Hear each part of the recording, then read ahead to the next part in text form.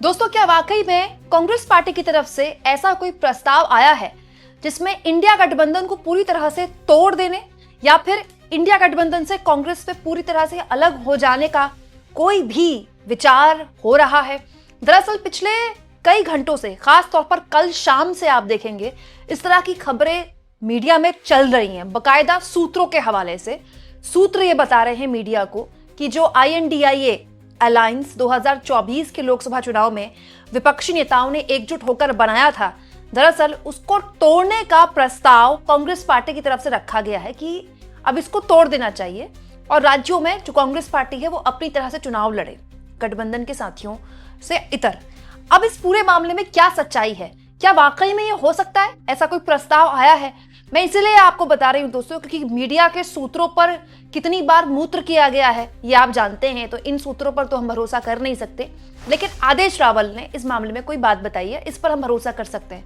दोस्तों, आदेश रावल लंबे वक्त से कांग्रेस कवर कर रहे हैं, कांग्रेस बीट कवर कर रहे हैं। कांग्रेस पार्टी के अंदर की जो भी गतिविधियां हैं, एक पत्रकार के तौर पर आदेश रावल हमेशा बताते रहे हैं और आदेश रावल ने इस मामले को, इस खबर को दरअसल आधारहीन बताया है। दोस्तों, इस मामले की सच्चाई क्या है और क्या वाकई में इंडिया गठबंधन को तोड़ देना, पूरी तरह से इंडिया गठबंधन का डिसमेंटल हो जाना, विपक्षी पार्टियों का तितर बितर हो जाना, ये वो ख्वाब है जो ये सरकार और सरकार की पालतू मीडिया देख रही है?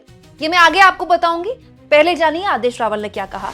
उनका कहना था, कई जगह खबर प्रकाशित हुई है कि इंडिया गठबंधन टूट गया है, इस खबर का कोई आधार नहीं है। जबकि कांग्रेस अध्यक्ष मल्लिकार्जुन खड़गे और राहुल गांधी ने 2 दिन पहले ही तमाम महासचिवों को निर्देशित किया है कि सभी सहयोगियों के साथ मिलकर SIR का मुद्दा उठाना है। तो बड़ा सवाल यह कि अभी 2 दिन पहले दिल्ली में कांग्रेस मुख्यालय में एक बड़ी बैठक हुई। इस बड़ी बैठक में 12 अलग अलग राज्य जहां पर SIR चल रहा है उसके महासचिवों को, वहां के अध्यक्षों को, प्रदेश अध्यक्षों को, वहां के मतलब जितने भी संगठन के बड़े नेता हैं उनको यहाँ, प्रभारियों को यहाँ बुलाया गया था। वहां से क्यों नहीं ये खबर निकल कर आई? अचानक से उस मीटिंग के 2 दिन बाद से खबर क्यों निकल कर आई है? दरअसल दोस्तों, आदेश रावल के हिसाब से ये खबर आधारहीन है। बकायदा बैठक में तो मल्लिकार्जुन खड़गे, कांग्रेस के राष्ट्रीय अध्यक्ष, उन्होंने ये कहा है अपने कार्यकर्ताओं से कि SIR का विरोध करें सहयोगियों के साथ मिलकर। तो बड़ा सवाल ये कि इस खबर को क्यों फैलाया गया? बात बहुत सिंपल और क्लियर कट है दोस्तों। चुनाव आयोग के खिलाफ विपक्ष की लामबंदी। देखिए दोस्तों, टेक्निकली INDIA गठबंधन 2024 के लोकसभा चुनाव में इसी उद्देश्य के साथ बना था कि वो बीजेपी को हराएगा। और टेक्निकली अगर हम देखें तो INDIA गठबंधन, जिसे हम इंडिया गठबंधन कहते हैं, वो बेसिकली चुनाव के बाद ही खत्म हो गया। कैसे? आम आदमी पार्टी ऑफिशियली अलग हो गई उससे। क्यों? क्योंकि आम आदमी पार्टी को पंजाब में चुनाव लड़ना है और वहां मुख्य कंटेंडर जो है विपक्ष के तौर पर कांग्रेस पार्टी है, बीजेपी का कोई वहां जनाधार नहीं है। इसके अलावा अलग अलग राज्यों में इस INDIA गठबंधन को अलग अलग नामों से जाना जाता है। महाराष्ट्र में महाविकास आघाड़ी, के अलावा बिहार में इसको महागठबंधन कहा जाता है और उससे उसके प्रारूप भी बदलते हैं। कहीं कांग्रेस छोटा भाई है, कहीं कांग्रेस बड़ा भाई है। ये एक तरीका है इस महागठबंधन कह लीजिए, इसको इंडिया गठबंधन कह लीजिए, चलाने का। तो ये तो हो ही रहा है। अब इस खबर में जो चलाई जा रही है कल से, वही चल रहा है कि भाई कांग्रेस पार्टी अपने हिसाब से चुनाव लड़े। तो अपने हिसाब से जो कांग्रेस आज भी चुनाव लड़ रही है, कांग्रेस अगर सारी 243 सीटों पर बिहार में चुनाव लड़ने की कोशिश करती तो उसको तो कैंडिडेट भी नहीं मिलते। उसको सच्चाई ये है कि ये जो सीटें दी गई RJD द्वारा कांग्रेस को, उनमें बहुत से कैंडिडेट्स बहुत वीक थे। कांग्रेस पार्टी यूपी या बिहार, उसमें अकेले चुनाव लड़ने की अपनी हसरत भले ही पूरी कर लेगी, लेकिन उसको कितना वोट शेयर मिलेगा और वो कितनी सीटें जीत पाएगी वो भी जानती है। तो चुनाव से पूर्व जो गठबंधन होते हैं वो इसी उद्देश्य के साथ होते हैं। पार्टियां इसी उद्देश्य के साथ गठबंधन करती हैं कि मेरा इसमें क्या हित है। लेकिन दोस्तों, टाइमिंग इस खबर का देखिए कि INDIA गठबंधन टूट गया है, इस तरह की खबरें सूत्रों के हवाले से एग्जैक्टली उसी दिन चलाई गई जिस दिन 272 देश के 272 VVIPs, उसमें से पूर्व राजनयिक थे, पूर्व सैन्य अधिकारी थे, पूर्व जजेस थे, उन्होंने बकायदा राहुल गांधी का नाम लिए बगैर एक लंबी चौड़ी 3-4 पन्नों की चिट्ठी लिखी जिसमें उन्होंने चुनाव आयोग की खूब तारीफ की, SIR की खूब तारीफ की और राहुल गांधी का नाम लिए बगैर उनकी खूब आलोचना की। अब इसे संयोग कहें या प्रयोग की, दोनों खबरें एक ही दिन आई। ये खबर कल दोपहर के आसपास आ गई थी चिट्ठी वाली, और ये खबर कल रात से चल रही है मीडिया में। तो दोनों ही खबरों का आधार क्या है? अब आप कहेंगे इसका क्या मतलब, टाइमिंग का क्या इशू है? दोस्तों, टाइमिंग का ये इशू है कि संसद आ रही है। इस सरकार की सबसे बड़ी नाकामी है कि 2024 के लोकसभा चुनाव के बाद से एक भी सत्र सरकार तरीके से, शांतिपूर्ण तरीके से नहीं चला पाई।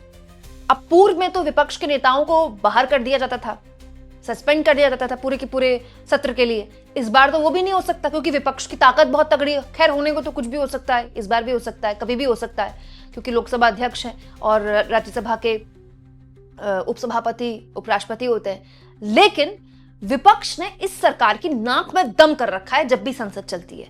नहीं तो जो संसद का शीतकालीन सत्र नवंबर के 14 या 15 तारीख के बाद शुरू हो जाता है, इस बार 1 दिसंबर को शुरू हो रहा है और इस बार का सत्र पिछले सत्रों से बहुत छोटा है, 15-16 दिन के आसपास का ही बताया जा रहा है। तो फिर ये इसीलिए क्योंकि ये जो विपक्ष है ना, ये अलग अलग मुद्दों पर बढ़ जाता है राज्यों में, लेकिन संसद में एक हो जाता है।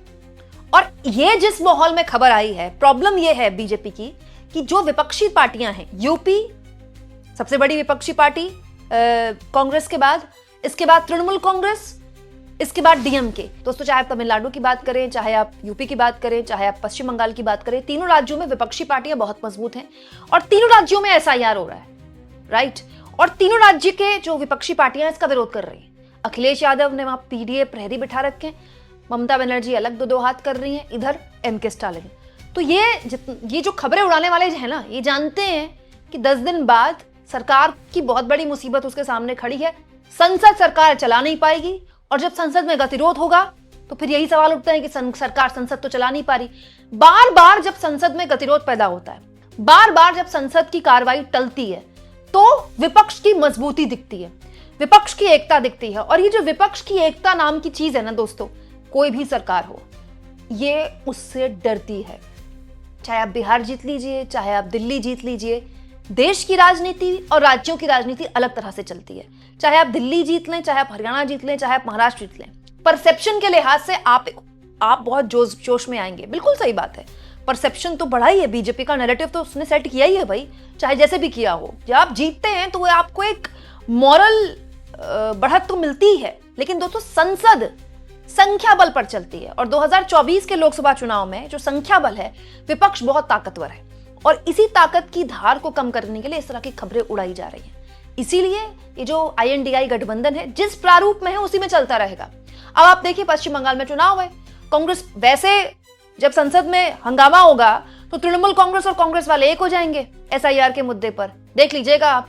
और वैसे पश्चिम बंगाल में दोनों एक दूसरे को फूटी आंख नहीं सुहाते हैं, दोनों एक दूसरे के खिलाफ चुनाव लड़ते हैं।